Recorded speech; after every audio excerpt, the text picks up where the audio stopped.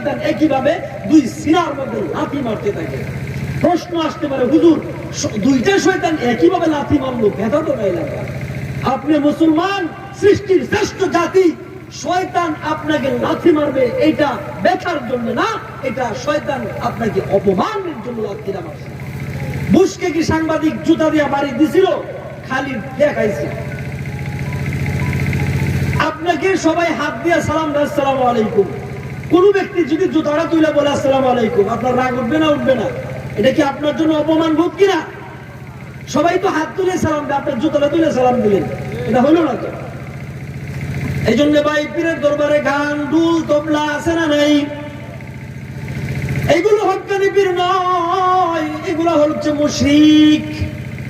এলাকার মানুষকে দলে দলে জাহান্নামের দিকে দাবিত করবে। হক্কানি পীর না, হলো মুশরিক। যেটা বলতেছিলাম 4 নাম্বার গুণ, যিনি হক্কানি পীর হবেন তার মধ্যে দুনিয়ার কোনো লোভ থাকা চলবে না।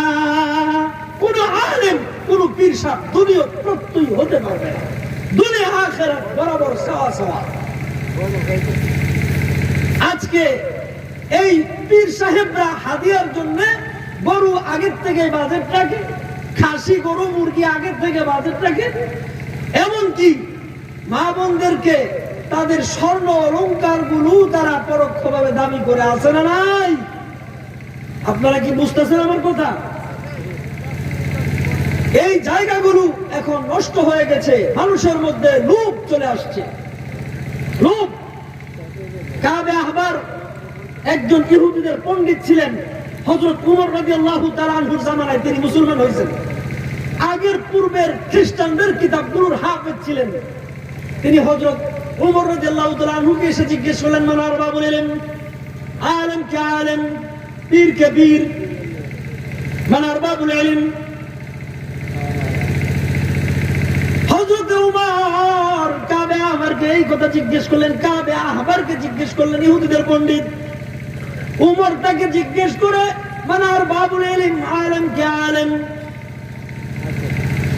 তিনি বলেন, হযরত উমরকে তিনি বলেন, আল্লাযীনা ইয়ামালুনা বিমা ইয়ালামুন, যিনি দ্বীনের ইলম শিখছে, এই ইলম অনুযায়ী তার বাস্তব জীবন, পারিবারিক সমাজের প্রত্যেকটা মানুষকে জানানোর প্রচেষ্টা করছে, তিনি হচ্ছে আলেম।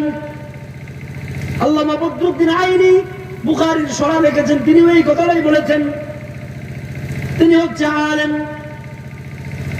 এরপরে হযরত উমর কাবে আহবারকে জিজ্ঞেস করলেন, কাবে আহবার, ফামা আখরাজাল ইলমা মিন কুলুবিল উলামা, আলেমের দিল থেকে ইলমের নূর কখন বের হয়ে চলে যাবে?